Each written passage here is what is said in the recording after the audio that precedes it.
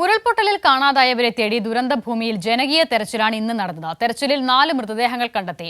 NDRF, fire force, police വിഭാഗങ്ങൾക്കൊപ്പം revenue വകുപ്പ് ജീവനക്കാരും പ്രദേശവാസികളും ജനപ്രതിനിധികളും സന്നദ്ധ പ്രവർത്തകരും തെരച്ചിലിൽ പങ്കെടുക്കുകയും ചെയ്തു. നാളെ പ്രധാനമന്ത്രി വയനാട്ടിലേക്ക് എത്തുകയാണ്. ദുരന്തബാധിത പ്രദേശങ്ങൾ പ്രധാനമന്ത്രി സന്ദർശിക്കും. ഈ വയനാട് ഉരുൾപൊട്ടൽ ദേശീയ ദുരന്തമായി പ്രഖ്യാപിക്കണം എന്നതുൾപ്പെടെയുള്ള ആവശ്യങ്ങളിൽ അനുഭാവപൂർവമായ സമീപനം പ്രധാനമന്ത്രി സ്വീകരിക്കും, കേന്ദ്ര സർക്കാർ സ്വീകരിക്കുമെന്നാണ് നമ്മൾ പ്രതീക്ഷിക്കുകയും ചെയ്യുന്നത്. എം സന്തോഷ് വിശദമായ വിവരങ്ങളുമായി ചേരുന്നു.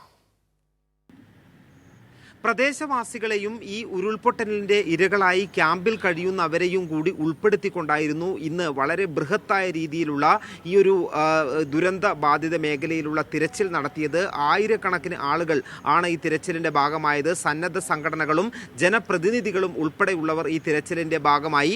മന്ത്രി മുഹമ്മദ് റിയാസ് തന്നെ രാവിലെ ഈ ജനകീയ തിരച്ചിലിന് നേതൃത്വം നൽകുന്നതിനായി എത്തിയിരുന്നു. വിവിധ മേഖലകൾ കേന്ദ്രീകരിച്ചുകൊണ്ട് ഈ പ്രഭവസ്ഥാനം മുതൽ താഴേക്ക് മുണ്ടക്കയിലും അതോടൊപ്പം തന്നെ ചൂരൽമല ഉൾപ്പെടെയുള്ള സ്ഥലങ്ങളിലാണ് വ്യാപകമായ രീതിയിലുള്ള തിരച്ചിൽ നടത്തത്. വളരെ സൂക്ഷ്മമായ രീതിയിൽ തന്നെ ഈ സന്നദ്ധ പ്രവർത്തകരും അതോടൊപ്പം തന്നെ ഈ വിവിധ ഫയർഫോഴ്സിൻ്റെയും പോലീസിൻ്റെയും ഉൾപ്പെടെ എല്ലാം തന്നെ സഹായത്തോടു കൂടിയാണ് ഈ തിരച്ചിൽ നടന്നത്. ഇന്ന് പ്രധാനമന്ത്രി നാളെ സന്ദർശനം നടത്തുന്നത് കൊണ്ട് തന്നെ വളരെ ചുരുങ്ങിയ സമയം മാത്രമാണ് ഇന്ന് തിരച്ചിലിന് ലഭിച്ചത്. ഉച്ചയോടുകൂടി തിരച്ചിൽ അവസാനിപ്പിക്കണം എന്നുള്ള നിർദ്ദേശം നേരത്തെ ലഭിച്ചിരുന്നു. അതുകൊണ്ട് തന്നെ ഏതാണ്ട് ഒരു 8 മണിയോടുകൂടിയാണ് ഈ തിരച്ചിൽ ആരംഭിച്ചത്. അത് ഉച്ചയോടുകൂടി അവസാനിപ്പിക്കുകയായിരുന്നു. ഈ മുണ്ടക്കൈ മേഖലയിൽ 2 സ്ഥലത്ത് ദുർഗന്ധമുണ്ടായതിനെ തുടർന്ന് അവിടെ എന്തെങ്കിലും തരത്തിലുള്ള അവശിഷ്ടങ്ങൾ ഉണ്ടാകും എന്നുള്ള പ്രതീക്ഷയിൽ മണ്ണുമാന്തി യന്ത്രങ്ങൾ ആഴത്തിൽ അവിടെ നിന്നും മണ്ണ് മാറ്റിയുള്ള പരിശോധന നടത്തിയിരുന്നു. എന്നാൽ ആ രീതിയിൽ ഒന്നും തന്നെ കണ്ടെത്താൻ കഴിഞ്ഞില്ല. അതേസമയം തന്നെ ഈ സൂചിപ്പാറയിൽ നിന്നും താഴേക്ക് ചാലിയാറിൻ്റെലേക്ക് എത്തുന്ന ഈ ഭാഗത്ത് അവിടെ വനമേഖലയിൽ വെച്ച് മൃതദേഹങ്ങൾ കണ്ടെത്തിയിട്ടുണ്ട്. അവിടെയുള്ള തദ്ദേശവാസികൾ നടത്തിയിട്ടുള്ള തിരച്ചിലിലാണ് മൃതദേഹങ്ങൾ കണ്ടെത്തിയിട്ടുള്ളത്. 3 മൃതദേഹങ്ങളും ഒരു ശരീരഭാഗവും കണ്ടെത്തിയെന്നാണ് തദ്ദേശവാസികൾ അറിയിച്ചിട്ടുള്ളത്.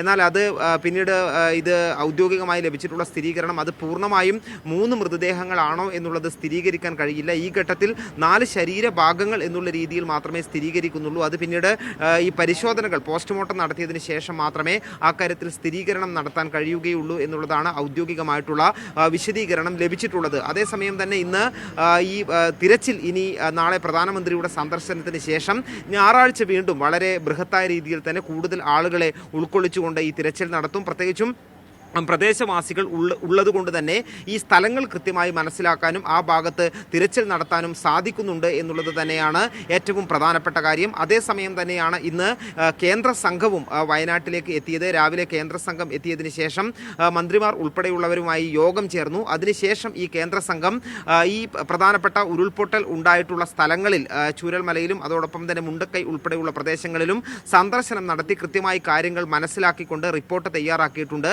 സംസ്ഥാനത്തിന്റെ ആവശ്യങ്ങൾ കൃത്യമായും ഇവരെ ബോധ്യപ്പെടുത്താൻ കേന്ദ്ര സംഘത്തെ ബോധ്യപ്പെടുത്താൻ കഴിഞ്ഞു എന്നാണ് മന്ത്രി മുഹമ്മദ് റിയാസ് അതിനുശേഷം വാർത്താ സമ്മേളനത്തിൽ പറഞ്ഞത്. അടിയന്തര സഹായമായി പുനർനിർമ്മാണത്തിനായി 2000 കോടി അനുവദിക്കണം എന്നുള്ള ആവശ്യവും സംസ്ഥാനം മുന്നോട്ട് വെച്ചിട്ടുണ്ട്. ഏതായാലും ഇക്കാര്യത്തിൽ കൂടുതൽ പുനരധിവാസ പ്രവർത്തനങ്ങൾക്ക് കേന്ദ്രത്തിന്റെ സഹായം വേണം എന്നുള്ള ആവശ്യം തന്നെയാണ് ഇപ്പോൾ മുന്നോട്ട് വെച്ചിട്ടുള്ളത്. പ്രധാനമന്ത്രി എത്തുന്നതോടുകൂടി നാളെ പ്രധാനമന്ത്രി ഇവിടെ എത്തിച്ചേരും. പ്രധാനമന്ത്രി നിലവിൽ കണ്ണൂർ വിമാനത്താവളത്തിൽ നിന്നും വിമാനം ഇറങ്ങിയതിന് ശേഷം വയനാട്ടിലെത്തുകയും ആദ്യം ഈ ദുരന്ത ബാധിത മേഖലയിൽ ഏരിയൽ സർവേ നടത്തിയതിന് ശേഷം ഹെലികോപ്റ്ററിൽ പരിശോധന നടത്തും. പിന്നീട് ഈ സൈന്യം നിർമ്മിച്ച ബെയിലി പാലത്തിൻ്റെ അടുത്ത് സന്ദർശനം നടത്തും. ദുരിതാശ്വാസ ക്യാമ്പിലും ഇവിടെയുള്ള പരിക്കേറ്റവർ ചികിത്സയിൽ കഴിയുന്ന സ്വകാര്യ ആശുപത്രിയിലും സന്ദർശനം നടത്തും. അതിനുശേഷം കലക്ടറേറ്റിൽ ഉന്നതതല യോഗത്തിലും പ്രധാനമന്ത്രി പങ്കെടുക്കുന്നുണ്ട്. ഈ യോഗത്തിൽ വെച്ച് സംസ്ഥാനത്തിൻ്റെ ആവശ്യങ്ങൾ ഉന്നയിക്കുകയും ചെയ്യും. പഴുതടച്ച സുരക്ഷാ ക്രമീകരണങ്ങളിലാണ് ഇപ്പോൾ കൽപ്പറ്റയും അതോടൊപ്പം തന്നെ ദുരന്തബാധിത പ്രദേശങ്ങളായ ചൂരൽമലയും മുണ്ടക്കൈ ഉൾപ്പെടെയുള്ള പ്രദേശങ്ങളെല്ലാം തന്നെ കനത്ത സുരക്ഷാ വലയത്തിലാണ് ഉള്ളത്. നാളെ ഗതാഗത നിയന്ത്രണം ഉൾപ്പെടെ ഏർപ്പെടുത്തിയിട്ടുണ്ട്. മാത്രമല്ല മാധ്യമങ്ങൾക്കുൾപ്പെടെ അവിടേക്ക് പ്രവേശനം ഇല്ല എന്നുള്ള കാര്യവും അറിയിച്ചിട്ടുണ്ട്. ഈ സന്നദ്ധ പ്രവർത്തകർക്കും അതോടൊപ്പം തന്നെ ഈ തിരച്ചിലിൻ്റെ ഭാഗമായവർക്കും ഒന്നും നാളെ അവിടേക്ക് പ്രവേശനമില്ല.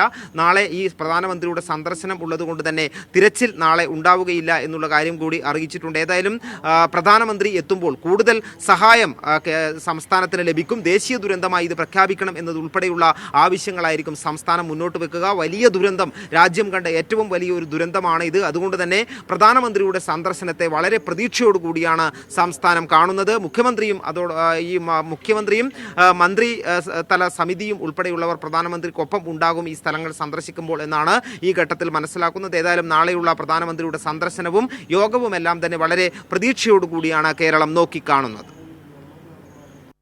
സന്തോഷ് പറഞ്ഞതുപോലെ പ്രധാനമന്ത്രിയുടെ സന്ദർശനത്തെ പ്രതീക്ഷയോടെ കേരളം കാണുന്നു.